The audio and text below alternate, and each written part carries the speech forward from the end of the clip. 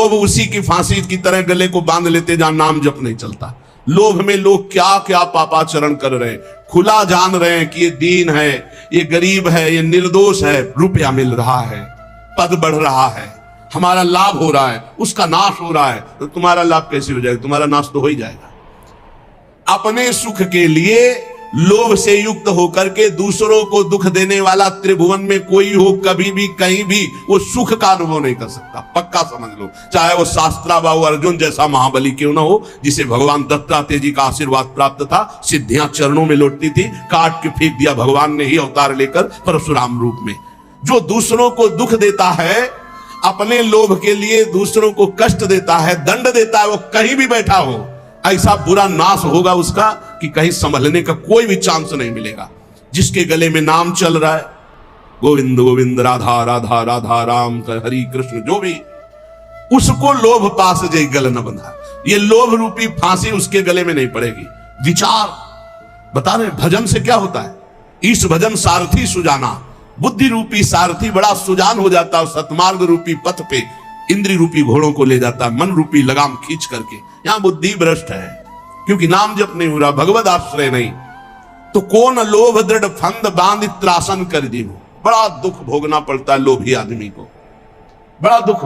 वर्तमान में तो जलता ही रहता, चाहे जितना करोड़ों रुपया आ जाए, परिणाम में भविष्य उसका बड़ा मंगल होगा, क्योंकि लोभ के कारण उसने कितने बड़े बड़े पाप किए हैं।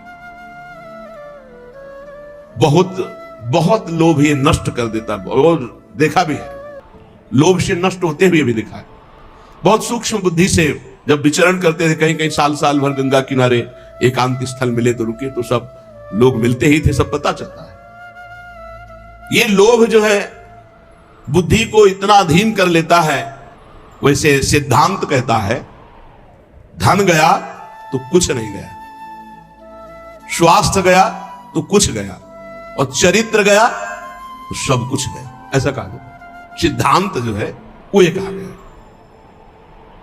अब अंग्रेजी तो याद नहीं, इसको अंग्रेजी में कहा गया, money is lost, nothing is lost, health is lost, something is lost, और character is lost, everything is lost. सब नष्ट हो गया। अगर चरित्र चला गया तो सब चला गया। आज क्या है? कौन हृदय नहीं लाग कठिन अति नारी नयन सर। आगे कह रहे, कौन ऐसा हृदय में जिसको नारी के नेत्र रूपी बाण ने घायल न कर दिया? वही हृदय है जो हरि को अर्पित है। जिसके हृदय में भगवान का स्मरण चल रहा है, उसके हृदय में नहीं। अगर देखने योग्य है तो भगवान का भजन करने वाले देखने योग्य है, और कुछ देखने योग्य नहीं संसार में, कुछ देखने योग्य नहीं। ये सब मल की सुंदरता है, मल की, ये सुंदरता नहीं है, ये मल की सुंदरता है। एक काम करने राजमहल में जाती थी, तो राजमहल में काम करने वाली साधारण घर में काम करने वाली थोड़ी होती है, उसका एक पदवी होती है, वो रानी की दासी पूरा। और उसका जो लड़का था, एक दिन वो महल तक गया किसी कार्य के लिए, ऊपर राजकुमारी थी। राजकुमारी को देखा तो एकदम हृदय में व्याकुलता, इतना सुंदर रूप है तो मुझे काम मिल सकता, मैं तो काम करने वाली इस महल में जो मेरी माँ है, मैं उनका पुत्र हूं, तो भला मुझे कैसे मिल सकती है? अब इतना उसको राग तत्काल हो गया कि उसने निश्चय कर लिया, अगर राजकुमारी नहीं मिलेंगी तो प्राण छोड़ दूंगा। घर आया, खाना पीना छोड़ दिया। एक दो दिन मां ने पूछा क्या बात है, उसने कहा स्वास्थ्य ठीक नहीं। 2-4 दिन हो गए, पूछा क्या बात है, स्वास्थ्य ठीक नहीं। तो राजा से प्रार्थना की, राजवैद्य आया, उसने नाड़ी पकड़ के देखा, बोले कोई शरीर में दोष नहीं, कोई रोग नहीं इसमें, इसका मानसिक कोई रोग हो तो हम नहीं कह सकते, शरीर में कोई रोग नहीं। तब एक दिन कहा, बेटा तू मेरा अकेला बेटा है, बता ना। बोले मां तुम्हारी सामर्थ्य के बाहर की बात है, जो मेरे मन में बात बैठ गई वो मृत्यु ही होगी और दूसरा कोई उपाय नहीं। बोले एक बार तो बता के देख, अगर कोई उपाय हो तो मैं कर सकती हूँ। बोले क्या कर सकती हूँ? जिस घर में काम करती हूँ, महाराज की राजकुमारी को मैंने देखा, मेरा चित्त आ गया, मैं जी नहीं सकता उसके बिना, क्या आप ब्याह करा सकती हूँ? अब ये बोलने की भी सामर्थ्य नहीं, तुरंत मृत्यु दंड दे दिया जाएगा। एक काम करने वाली राजा की पुत्री से ब्याह की बात अपने पुत्र के लिए कर सके, इतनी हिम्मत की बात कहां? सीधे राजकुमारी के पास चरण पकड़ के बैठी, बोली आप बेटी जानती हो, जीवन हो गया तुम्हारे घर में पोछा लगाते, मैं कुछ मांग नहीं रही हूं, तुमसे उपाय पूछ रहे हूं। तुम्हारी सुंदरता को देखकर हमारे पुत्र के हृदय में ऐसी बात आ गई। ये मैं जानती हूं कभी संभव नहीं हो सकता, तुम्हारे योग्य भी नहीं हो, मैं चाहूंगी भी नहीं कि ऐसा तुम करो। कहां तुम राजकुमारी, कहां मैं काम करने वाली तुम्हारे घर में, कोई उपाय है? उनका बहुत पक्का उपाय है। वो सत्संगी थी। उसने कहा 4 दिन बाद लिवा लाना, हमसे बात करो, 4 दिन का समय दो। और वैद्य से ऐसे जमाल गोटा टाइप लिए जो खूब दसियों सोच 4 दिन, और सोने के कलशों, राजकुमारी थी, भरवा दिया। अब 4 दिन सोच बराबर, तो चेहरा पीला और कहा कोई यहां सेवा नहीं करेगा, दुर्गंध, मक्खियां सब वैसे। अब वो चेहरे की कांति जो चमक रही थी, बुलाया, वहीं जो कमरा वहीं से ऐसे करने लगा। बोले नहीं ये इसे में राजकुमारी, और घड़े खुले एकदम रखे, दुर्गंध है। कहा कैसे में राजकुमारी रहती है? अंदर गए तो उठाया उसको, 4 दिन से बराबर सोच हो रही थी, चेहरा एकदम पीला, एकदम ऐसा। तो उनका वो राजकुमारी कौन है जिनको छत में देखा? बोले हम ही को देखा। बोले वो सुंदरता कहां? बोले घड़े में भरी, ये घड़े में वही सुंदरता भरी। अच्छी हमें बयान नहीं करना। कहा तुम्हारा लड़का बच गया। हृदय में ये जो सांसारिक आकर्षण है वो आप ये समझ लो मल का आकर्षण है। निर्मल आकर्षण तो भगवान के भजन का या श्री भगवान का आकर्षण होता है। निर्मलता ये मलिन है, ये मल है। अगर आपको भजन मार्ग में चलना है तो इसीलिए है कि सहसा किसी के मुख की तरफ मत देखो, नीचे देखो। भगवान की मुस्कुराहट से ही माया का प्रादुर्भाव हुआ है। इंद्रियां बहुत बलवान, बलवान इंद्री गमो विद्वानम अपि कर्षति। भगवान व्यास देव जी ने इस श्लोक के ऊपर अर्धाली में लिखा कि अकेले में माता के पास, बहन के पास, बेटी के पास भी एकांत में बहुत देर नहीं रहना चाहिए। तो जैमिनी जी खड़े हो गए, उन्होंने कहा प्रभु ये बात तो समझ में नहीं आई कि विद्वान है, शास्त्र ज्ञानी है, फिर भी वो अपनी माता बहन के पास बहुत देर एकांत न रहने तो बलवान इंद्री ग्रामो विद्वान विद्वान को कैसे खींच सकती है? अब जैमिनी जी बहुत बड़े विद्वान है वेद के, और शिष्य तो शिष्य ही भगवान श्री कृष्ण द्वैपायन के। व्यास देव जी ने कहा कुछ दिन के लिए हमें बद्री नारायण जाना है, आप इस आश्रम को संभालिए, आप श्रेष्ठ हैं, और फिर आकर मैं उत्तर दूंगा। वो समझ ही नहीं पाए। शाम के गंगा स्नान करके सब संध्या वंदन करके लौट रहे थे, हल्की सी बदरिया छाई, रिमझिम पानी होने लगा, और 9 किशोर अवस्था और पैरों में नूपुर बंधे हुए छम छम करते हुए सामने आ गए। चरणों को देखा, इतने सुंदर श्याम वर्ण चरण। श्री कृष्ण द्वैपायन भगवान व्यास देव जी भी श्याम वर्ण के ही है। आवाज मेरी रक्षा करो, मैं जंगल में अकेली फंस गई हूं, अगर आज रात्रि आपके यहां रुक गई तो सुबह मैं अपने नियत स्थान को पहुंच जाऊंगी, नहीं तो आप समझते हैं स्त्री शरीर है, कोई बाधा हो सकती है। नहीं नहीं गुरु जी है नहीं, और सब ब्रह्मचारियों का आश्रम है, यहां स्त्री का प्रवेश। अरे इस समय मैं शरणागत हूं, शरणागत के लिए स्त्री पुरुष या पशु पक्षी नहीं देखा जाता, जो शरण में आ जाए उसकी रक्षा की जाती। अब भगवान व्यासदेव जी से बढ़कर ज्ञानी कौन होगा? उनका हाँ ये बात तो है, शरणागत की रक्षा तो हम एक कुटिया दे सकते हैं, और रात्रि में तुम्हें कुटिया नहीं खोलनी। मेरा नाम जैमिनी है, मैं भी आदेश करूं तो भी नहीं, यहां का मैं प्रभारी हूं। यहाँ की मुझे पूरी सुरक्षा दी गई है कि हर ब्रह्मचारी की सुरक्षा करते हुए मेरे गुरुदेव भगवान श्री कृष्ण द्वैपायन व्यास देव जी का आदेश है, इसलिए मैं भी आकर रात्रि में कहूं तो तुम कुटिया मत खोलना। बस जैसी आज्ञा महाराज, बस हमें तो शरण मिल जाए रात्रि भर की, और छम छमा के आगे। चरणों को ही देखा था। कौन सी कुटिया है महाराज जी? अब उस कुटिया में जब अंदर से बंद कर ली तब आप आए, और संध्या वंदन के बाद तो जब गुरु जी का ध्यान करके भगवत ध्यान में लगे तो वही नूपुर, वही छमछमाहट, बार बार आवाज काटना चाहे पर वो आवाज कटे ही ना। बोले बाद में ध्यान करेंगे, पहले पूछते हैं कि तुम आई कहां से हो रात्रि में, अभी तक तो पूछा ही नहीं, नाम क्या है तुम्हारा, और तुम यहां फंस कैसे गई जंगल में? अब जो है वो दूसरी बात हो गई। गए और उनका कि दरवाजा खोलिए, उनका नहीं दरवाजा नहीं खुलेगा, जैमिनी ऋषि का आदेश है। बोले मैं जैमिनी ही बोल रहा हूं। बोले नहीं नहीं, उन्होंने कहा था मैं भी कहूं तो मत खोलना। तो वहां कोई लिंटर तो पड़ा नहीं था, बहुत फूस की झोपड़ियां, खपरेला होते थे, मिट्टी की दीवार, बांस की फंटी, उसके ऊपर खपरेला हटाया, बांस की फंटी हटाई, नीचे कूदी। ज्यों रूप देखा तो ऐसा श्यामता, कोटि कोटि गंधर्व को भी मर्दन करने वाला वो रूप, 9 किशोर अवस्था, विशाल नेत्र, कपोल चमक रहे नील कमल के समान। ऐसे लंबी सांस ली, हक से हो गया वैसा रूप। भगवान है श्री कृष्ण द्वैपायन, भगवान के अवतार है। कैसे आगमन, ढेर हो गए महाराज, कैसे आगमन हुआ? ढेर का मतलब सब इंद्रियां, मन, बुद्धि सब आसक्त हो गई उसमें। हम बहुत ज्यादा तो प्रश्न नहीं करेंगे, बस एक ही प्रश्न करेंगे, अब सब भूल गए। क्या तुम मुझे वरण कर सकती हो? आप जैसा ऋषि बोले तो प्राण अर्पित है महाराज। पर हमारे पूर्वजों में एक प्रथा चली आ रही कि आप जहां स्नान करने जाते हैं ना, वहां एक कालिका का मंदिर है। तो जो दूल्हा बनता है पूरा मुंह काला करके दुल्हन को पीठ में बैठा के मंदिर तक ले जाता है। तो यहाँ आसपास तो मंदिर है नहीं, वही कालिका जी का मंदिर है। आप अगर रात्रि में मुझे अपना मुंह काला करके और वहां तक बैठा के पीठ में ले जाए, पक्का ब्याह। तो सोचा रात्रि का समय सब ब्रह्मचारी, कोई ध्यानस्थ है, कोई भजन परायण, कोई शयन में है, मुंह काला करने में क्या लगता है। कोयला लिया, अपना मुंह काला किया, बोलो बैठो जल्दी पीठ में।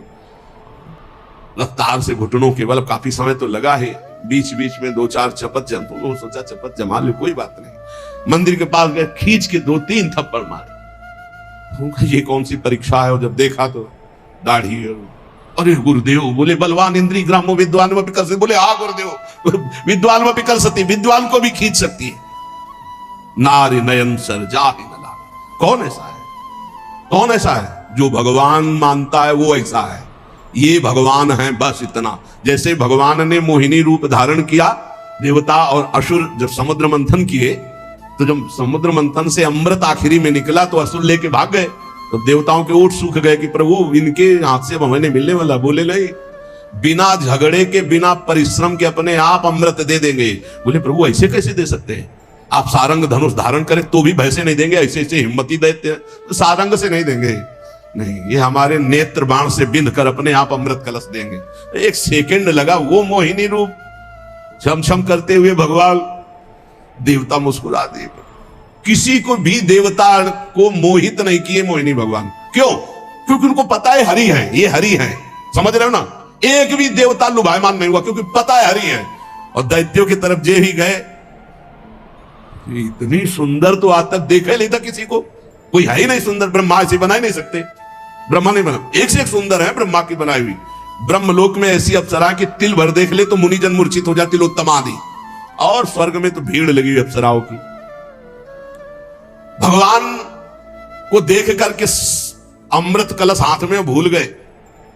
तब कहा देखो भाइयों, आपस में लड़ने की जरूरत नहीं, अमृत कलश सुंदरी को दे देते हैं और ये जिनको जिनको पिलाएंगे हम राजी। भगवान ने कहा तो हमको क्या समझते हो? अरे हम छलिया हैं, हम किसी की नहीं होती। अरे बोले तुम कुछ भी इतना कह के ना कि हम छलिया हैं किसी के लिए, तो ऐसा मुस्कुरा दिया, तिरछी कटाक्ष मारी, मानो ये ले अमृत कलश। बूंद नहीं पिलाया दैत्य को, सब देवताओं को पिला। लेकिन एक भी देवता मोहिनी भगवान से मोहित हुआ हो तो हमें बताना। क्यों? क्योंकि मेरे भगवान है, जो हर स्त्री में भगवत भाव करता है, पवित्र भाव मेरे गोविंद इन रूपों में है, उसके हृदय को कभी भी कोई भी सुंदरता नहीं भेद सकती। क्योंकि सुंदरता के समुद्र भगवान, सुंदरता की सीमा हमारी प्यारी जी। इसी बात प्रबोधानंद जी ने वृंदावन महिमामृत में लिखा है कि स्वयं मोहिनी अवतार भगवान भी राधा दासी उपासक के हृदय को मोहित नहीं कर सकते। ऐसा सौंदर्य त्रिभुवन में तो है ही नहीं। जिनकी दासियों की सुंदरता को देखकर सुंदरता की समुद्र लक्ष्मी जी आश्चर्यचकित हो जाए, वो श्री किशोरी जी है। लक्ष्मी कोटि विलक्ष लक्षण लसल लीला किशोरी सतई, राधाध्यम ब्रजमंडलेति मधुरम राधाभिधानम परम। हरि बहुत करुणा में। जब कोई साधक परमार्थ में चलता है तो हरि की कृपा से ही चलता है। उसकी यात्रा जो पूरी होती है वो हरि की कृपा से होती है। फिर उसको विघ्न क्यों मिलते हैं? क्योंकि वो अहंकारी है, समझ नहीं पा रहा कि हरि की कृपा से चल रहा हूं, हरि की कृपा से चला हूं, हरि की कृपा से चल रहा हूं, वो समझ नहीं पाता। उसके अंदर एक अहम रहता है, मैं साधना कर रहा हूं, मैं बहुत फिर उसका प्रश्न हो जाता है और उस प्रश्न में वो हार जाता है। जब तक सिद्धावस्था ना आ जाए, विषयों पर विजय प्राप्त ना हो जाए, तब तक साधक को व्यवहार स्वीकार नहीं करना चाहिए। अभी 2-3 दिन के ही सत्संग में पीछे देखिए चर्चा हुई थी कि ये 4 बातें हो तो दूसरों का कल्याण कर सकता है, उपदेश देने का अधिकार है। पहले शास्त्रीय सिद्धांतों का पूर्ण ज्ञान, दूसरा शास्त्रीय सिद्धांतों का पूर्ण चल करके अनुभव, जो तुम बोल रहे हो उस पर तुम, तीसरा सिद्धावस्था, काम क्रोध लोभ मोह मद मत्सर इनका किसी भी तरह तुम्हारे ऊपर अधिकार ना हो चुका हो, और चौथा सम्मय भगवान का भाव। अब निकलो जगत मंगल के लिए, कहीं कुछ बाधा ही नहीं। जब बहुत प्रियता जन समुदाय से स्वीकार कर ली जाती है तो उनमें कुछ खास जन हो जाते हैं, और विवेकी वही है कि पूरा जीवन निकल जाए ना कोई खास ना खवास, सब खास कोई खास नहीं। हमारी केवल एक वृत्ति भगवदाकार, हमारे प्रभु, दूसरा कोई ये पर्सनल है, वहीं से पतन शुरू हो जाता है। श्री ठाकुर जी के सिवा, लाडली जी के सिवा हमारा कोई नहीं, मेरे तो गिरधर गोपाल दूसरो न कोई। और पूरे संसार से व्यवहार करे, कहीं नहीं फंसेगा। और जहां दूसरों कोई मेरा खास वही मार देगा, वही गिरा देगा। पूरे जीवन का संतों का अनुभव होता है। पूज्यपाद श्री उड़िया बाबा जी महाराज के वचन, बृहस्पति के समान ज्ञानी और धर्मात्मा और उच्च पद में विराजमान हो तो भी विरक्त को एक जगह से कई दिन भोजन नहीं लेना चाहिए। बृहस्पति के समान 5 घरों से या अचानक कोई भाई एक दिन दे दिया, वो भी निषेध है, पर आप ले एक दिन चला पा लिया, ठीक है, दोबारा 2-4 महीने बाद कभी ऐसा निमंत्रण। सिद्ध पुरुष पर कोई अंकुश नहीं है, ये साधक की बात है। क्योंकि पूज्य स्वामी श्री ओंकारानंद सरस्वती जी महाराज जब वयोवृद्ध हो गए तो एक गृहस्थ अपने घर ले गए और पिता की तरह उनका दुलार आजीवन, जो भी 2-4-6 वर्ष शरीर रहा, जो परिपक्व महाअवस्था को प्राप्त है, वो कोई सेवा करे, कोई कुछ करे, कोई 95 वर्ष की अवस्था और ब्रह्माकार वृत्ति, तो धन्य है वो गृहस्थ जो उनकी से गंगा किनारे रहते थे, आखिरी में उठा लिया। कह रहे विना स्वात्मा रामेश्वरम हरिम मुग्धस त्रिभुवने, चैलेंज है त्रिभुवने, त्रिभुवन में कोई ऐसा नहीं जिसको ये माया विघ्न ना डाल दे। एकमात्र भगवान श्री हरि की शरण में, भगवान के चरणारविंद का आश्रय लेकर नाम जप कर, विना स्वात्मा रामेश्वर हरि मुग्धस त्रिभुवने, युवत्या भावई को वत् सुरवरो व मुनिवरा, चाहे देव श्रेष्ठ हो या मुनि श्रेष्ठ हो, मुनिवरा युवत्या भावई, भगवान की मोहिनी माया जब मोहित करने के ठान ले तो चाहे सुरवरो देवताओं में श्रेष्ठ हो या मुनिवरो मुनियों में श्रेष्ठ हो, वो मोहित कर लेगी ही। बचाना है तो हरि ही बचा पाएंगे, दूसरा कोई नहीं बचा सकता। स्थितस् तस्मात् तस्यास् चकित चकितो दूरत रता। बड़ा आश्चर्य का विषय है कि जब पता है कि ये हमारे मार्ग में विघ्न है, हमें भगवान से विमुख, फिर चकित चकित, आश्चर्य है, आश्चर्य है, आश्चर्य, जानता हुआ भी वो विघ्न को ही अमृत स्वीकार कर रहा है। जाए सो सुभट समर्थ पाइरन रारिना मंडई, जाए सो जति कहाय विषय वासना न छंडई, जाए धनिक बिनु दान, जाए निर्धन बिनु धर्महि, जाए सो पंडित पढ़ि पुराण जो रत न सके सुकर्महि, शुद्ध जाए मातु पितु भक्ति बिनु, तिय सो जाए जय पति नहित, सब जाए दास तुलसी कहे जो न राम पद नेहु नित, सब जाए दास तुलसी कहे जो न राम पद नेहु नित। समर्थ वीर कौन है? जब वीर से, योद्धा से अवसर पड़े और फिर वहां बात नहीं, अपनी वीरता दिखावे, उसे वीर कहते हैं।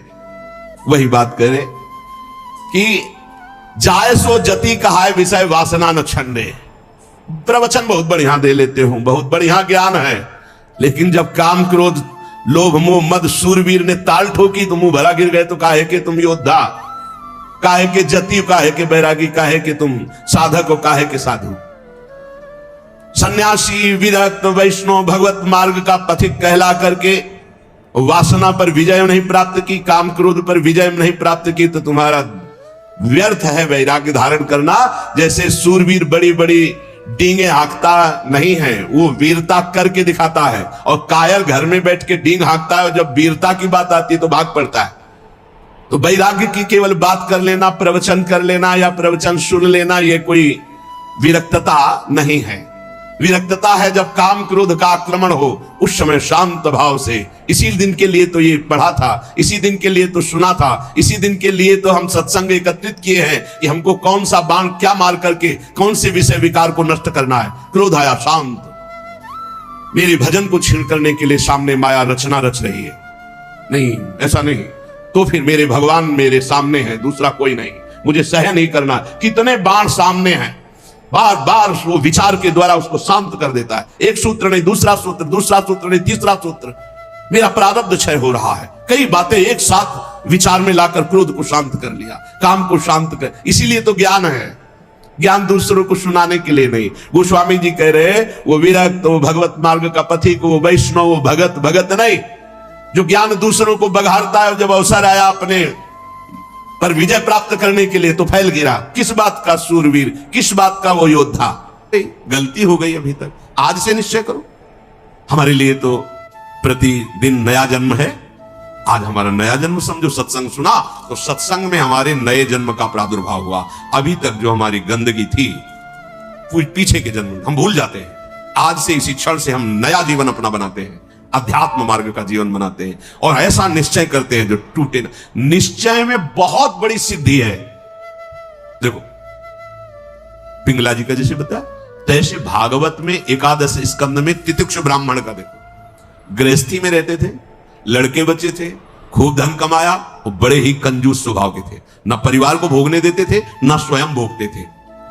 अब कुछ ऐसी विपरीत परिस्थिति आई, सब दिन होत ना एक समान, राजदंड उन पे लागू हुआ तो काफी अर्थ तो टैक्स में चला गया। फिर परिवार के जनों ने देखा कि ये तो कंजूस है, 1 रुपया भी नहीं देगा, वो लोग इधर उधर से हाथ मार के फिर आग लग गई। अब परिवार वालों ने उसका त्याग कर दिया, केवल अकेला, कोई उससे प्यार नहीं करता, अर्थ उसके हाथ से चला गया सब। अब विचार किया कि मेरा पूरा जीवन निकल गया, उत्तम वर्ण में जन्म हुआ था, वृद्धावस्था आ गई, अब क्या होगा, क्या होगा? जिनको मैंने पाला पोषा, जो बड़ी मेहनत से धन कमाया, तो सब नष्ट हो गया, परिवार वाले कोई देखते ही नहीं। जानते हो उसका निश्चय, देवता इस बात के साक्षी हैं कि आज से मैं अपने जीवन को श्री भगवान के चरणों में समर्पित करता हूं, सब कुछ सहूंगा और निरंतर भगवान का भजन करूंगा। वो इतना बड़ा महापुरुष उसी निश्चय से हो गया कि भगवान उद्धव जी को उसकी कथा सुना रहे हैं। कोई साधना नहीं हुई थी, परिस्थिति ने ऐसा निश्चय करवा दिया। तो जरूरी है वो परिस्थिति आवे तब तुम निश्चय करो। क्या सत्संग में तुम निश्चय नहीं कर सकते? तो परिस्थिति का इंतजार करोगे कि ऐसी विपत्ति आवे, ऐसी ठोकर लगे, ऐसी दुर्दशा हो, तब तुम निश्चय करो? अरे उसके पहले ही निश्चय कर लो तो दुर्दशा काहे को होगी। ऐसा नहीं कि उसका जीवन मंगलमय हो गया। अब उसके कर्मों का क्षय करने के लिए जब वो संन्यास भाव लेकर विचरण करता, भिक्षा मांगता, तो लोग थूकते, स्पष्ट लिखा हुआ मूत देते, बांध देते, पीटते, उसकी भिक्षा छीन लेते, और वो अंदर अंदर विचार करता नहीं, किसी का दोष नहीं है इसमें किसी का दोष नहीं। तो ये कर्म का है, ये कर्म का प्रभाव तो शरीर पर पड़ेगा। ये मुझे दुख क्यों हो रहा है? बहुत बहुत सुंदर मतलब चिंतन उनका बना। तो क्या देवता है? इस दुख का कारण देवता है? नहीं, देवता भी तो केवल हमारे शरीर को ही पीड़ा दे सकते हैं। मेरे को क्यों हो रहा है? काल नहीं, वो तो आत्मस्वरूप है, उसका भी प्रभाव इसी शरीर पर होगा। मेरा स्वरूप तो कालातीत है। तो फिर क्या है? ब्रह्म। हाँ, ये ब्रह्म है। मैं तो निर्विकार चिदानंद अपने स्वरूप में स्थित हो गया, ब्रह्मबोध संपन्न महापुरुष हो गया हो। और तितिक्ष ब्राह्मण नाम से वर्णन किया है भगवान ने। इसलिए निश्चय में बड़ी सामर्थ्य है। हमारा निश्चय बड़ा ढुलमुल है। इसलिए प्रार्थना है, बहुत बड़ा मार्ग मिला है आपको। इसे भगवत मार्ग कहते हैं, अध्यात्म मार्ग कहते हैं।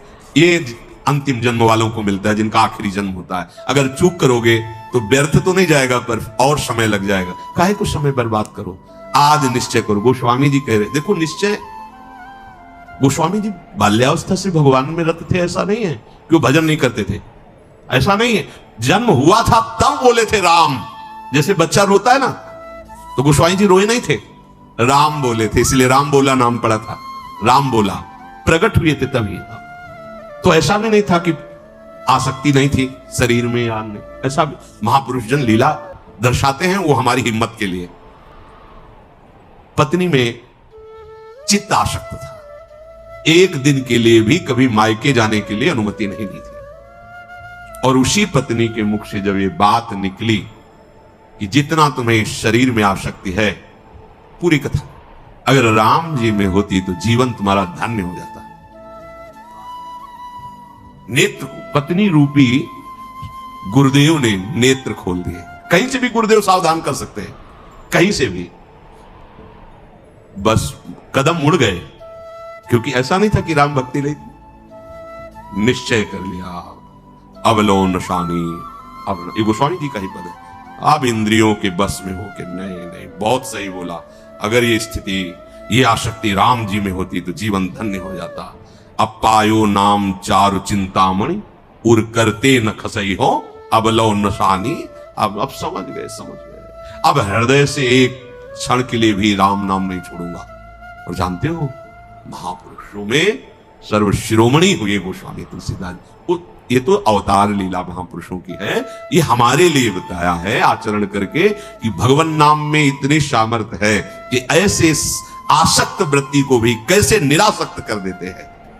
हमें चाहिए जो भी, चाहे गृहस्थ मार्ग में हो चाहे विरक्त मार्ग में हो, दोनों मार्ग जाते ही प्रभु के चरणारविंद में है। अपने मार्ग की वृत्तियों को जानिए, समझिए और धर्मानुसरण बर्ताव कीजिए और नाम निरंतर जपते रहिए, तो जीवन यात्रा का विश्राम, जो गोस्वामी जी कह रहे हैं, पायो परम विश्राम, विश्राम ही नहीं, पायो परम विश्राम, राम समान प्रभु नाही कहूं।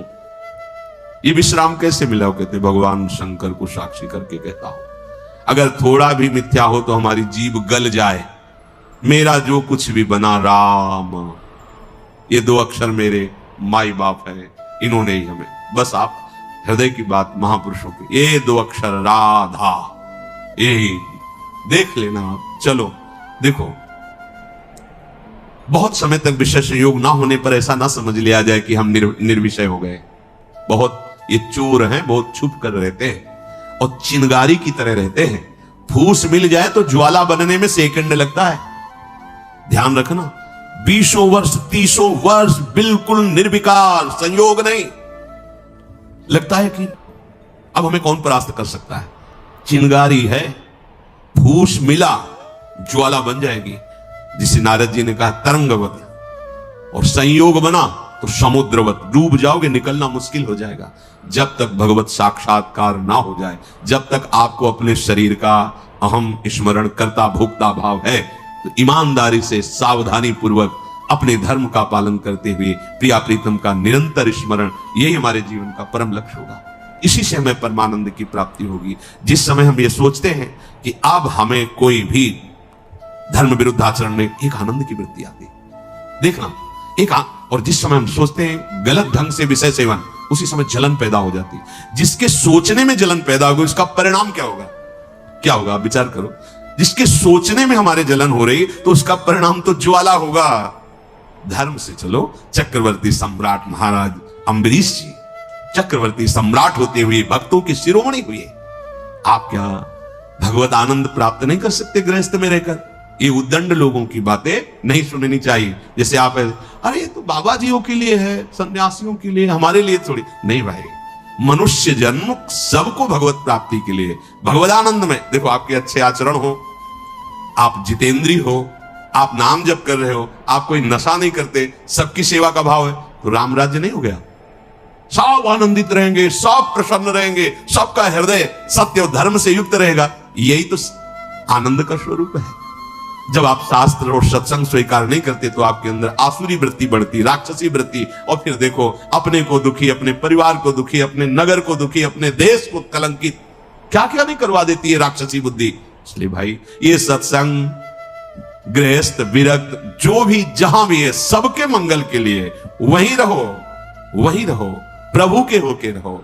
दूसरों को दुख पहुंचाने वाली बात, चेष्टा मन में भी मत लाओ, सबको सुख पहुंचाओ, नाम जप करो, सबका मंगल हो जाएगा। देखो, हम सब तरंगे हैं, समुद्र में ही उछल रहे हैं, हमारा अस्तित्व तो नहीं है, तरंगों का अस्तित्व तो नहीं है। ऐसे ही हम भगवत स्वरूप हैं, प्रभु रूपी अगाध समुद्र में हम तरंगे की तरह है, हमारी कोई सत्ता नहीं है। ये जो सोच रहे हो ना, सत्ता नहीं, सत्ता उन्हीं की है, उन्हीं की है। अभी आप समझ नहीं पा रहे। तरंग है क्या? समुद्र ही तो है। वायु विकार खत्म हुआ, समुद्र ही था, समुद्र ही है, बीच में तरंगे, ये सब तरंगे हैं। मन की तरंगे मिटा दो, फिर देख लो आप क्या हो, भगवत स्वरूप परम आनंद में। अब चाहे सृष्टि में रहो, चाहे धाम में जाओ, कोई फर्क नहीं पड़ता।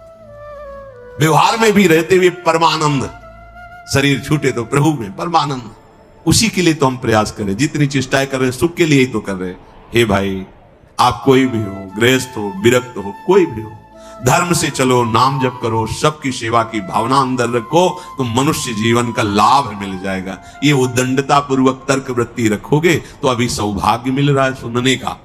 धीरे धीरे समय ऐसा आता जाएगा, आपको शत वार्ता सुनने को नहीं मिलेगी। देख लेना, सत वार्ता जिसके श्रवण मात्र से हमारे हृदय में आनंद का स्फुरण हो और हम उस आनंद के बल से निर्विषय हो जाएं, वो वार्ता सुनने को नहीं मिलेगी। फिर और समय आएगा, धर्म सुने नहीं काना, कलिकाल बिहाल की मनुजा, नहीं माने को अनुजा तनुजा।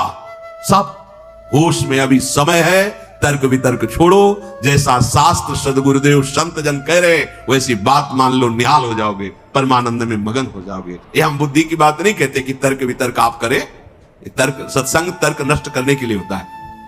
हृदय में देखो, बहादुरी जबान से कहने की नहीं है, ये हृदय की बात है। ये यहां युद्ध होता है, पता नहीं क्यों बनी हुई है।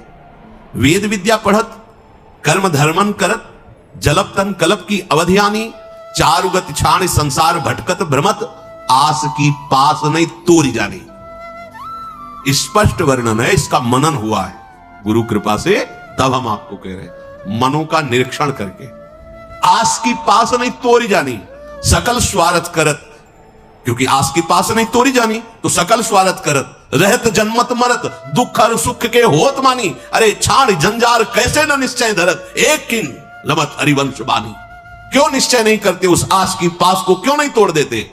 वैराग्य मार्ग का पथिक हूं या भगवत मार्ग का पथिक हूं, प्राण त्याग सकता हूं, पर एक कदम अधर्म भूल ही न दे कुमारक। नहीं ऐ मन, अब नहीं, अब नहीं, शरीर नष्ट कर दूंगा पर धर्म नहीं नष्ट करूंगा।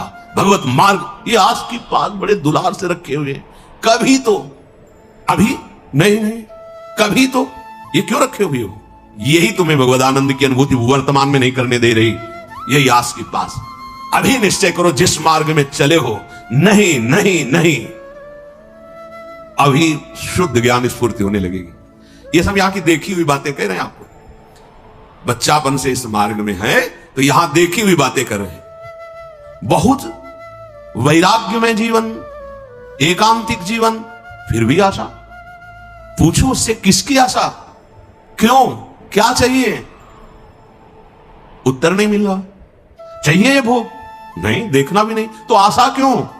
पता नहीं। आप देखो, अंदर से देखो, जब यहां की बात कही जाएगी ना तो सबके यहां की बात होगी। ये अलग से नहीं रचा, उसी मशीनरी से बनाया गया जिससे सब निकले हुए, सब मशीनरी। इसीलिए कि तो हमारे मन की बात कर रहे हैं, वो तुम्हारे मन की बात नहीं कर रहे, संपूर्ण सृष्टि की बात कर रहे हैं। क्योंकि जिससे मन रचा गया है, जिससे शरीर रचा गया है, वो वही एक ही डिपार्टमेंट, वहीं से रचा गया है।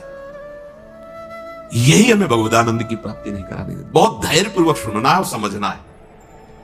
ये हम अपने मन की बात कहते हैं, इसको पढ़ा है, इसको देखा है, इसको समझा है। वैराग्य में जीवन है, इतना भी कहीं गुंजाइश नहीं है, फिर भी आशा है। पूछा जाए इसको भोगों के लिए तो ना है, फिर भी आशा है। ये क्यों है? यही छाणी जंजार क्यों न निश्चय धरत, निश्चय क्यों नहीं कर रहा तू? तेरे निश्चय की कमी के कारण ये आशा की फांसी बनी हुई है। जब तक ये आशा की फांसी बनी रहेगी तब तक तुझे परमार्थ वस्तु का स्फुरण नहीं होगा। पक्की बात। ये जो शुद्ध ज्ञान है, स्फुरित नहीं होता, कामना से ढका रहता है। जैसे कोहरे की ताकत नहीं कि सूर्य को ढक ले, पर मेरे नेत्रों के ढकने के कारण लगता है सूर्य ढक गया। ऐसे ही ज्ञान स्वरूप जो भगवद अंश है, इसमें स्फुरणाएं होती, जैसे सूर्य की किरणें निकलती ना, ऐसे इसमें ज्ञान की तरंगे निकलती रहती, आनंद की तरंगे निकलती रहती। वो आपके अनुभव में, आपकी ही तरंग है, अनुभव में इसलिए नहीं आती कि कामना रूपी, आशा रूपी कोहरा फैल गया। पिंगला जी ने कोई साधना नहीं की थी ज्ञान प्राप्ति की। ज्ञानियों के परम गुरु विदेहराज जनक जी के ही नगर में रह रही थी, पर वैश्यावृत्ति करती थी। देखिए, पढ़ के देख लीजिए, बहुत सूक्ष्मता से मनन करती हुई, तो आपको उत्तर मिल जाएगा। अपने शरीर का श्रृंगार करके बैठ गई संध्या के समय से, कोई पुरुष उधर से आता दिखाई देता तो ये पुरुष हमें धन देगा, हमारे शरीर का सेवन करेगा, निकल गया। ये नहीं तो ये करेगा। ऐसे रात्रि अर्धरात्रि हो गई।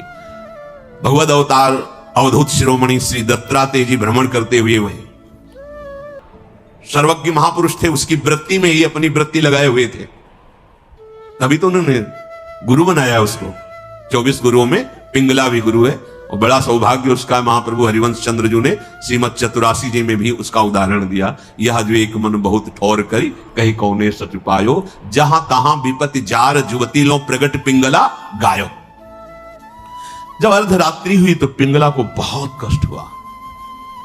हाय, इस शरीर को बेच करके सुखी होना चाहती है, कितनी अज्ञान वृत्ति। आज से मैं निश्चय करती हूं, जो सेवक जी कह रहे हैं, छाड़ जंजार क्यों न निश्चय धरत, एक किन रमत हरिवंश बानी। ये तुम क्यों आशा की फांसी में लटके हुए हो? कभी तो क्यों ऐसा रखे हुए हो? इसे तोड़ो, नष्ट करो अभी। प्राण निकल जाए पर जीवन में कभी कुमार्ग में कदम नहीं रखेंगे। पिंगला जी ने निश्चय किया, आज के बाद मैं कभी भी किसी पुरुष का संयोग नहीं करूंगी, किसी को नहीं देखूंगी। अपने हृदय में विराजमान सबके हृदय बिहारी भगवान का वर्ण करती हूं और मन वचन कर्म से उनकी आराधना कर। उसी समय इतनी पवित्र हो गई, वो महापुरुष बन गई कि भगवान दत्तात्रेय जी ने 24 गुरुओं में उसको रख लिया, एक गुरु पिंगला जी को बनाया। क्या साधना की थी? विरति हो गई अपनी वृत्ति से और निश्चय दृढ़ कर लिया, फिर कभी फिसली नहीं। तो बड़े बड़े आचार्य कोटि के महापुरुषों ने निष्ठा के लिए उसका उदाहरण दिया। जहां तहां विपति जार जुगती लो, प्रगट पिंगला गायो।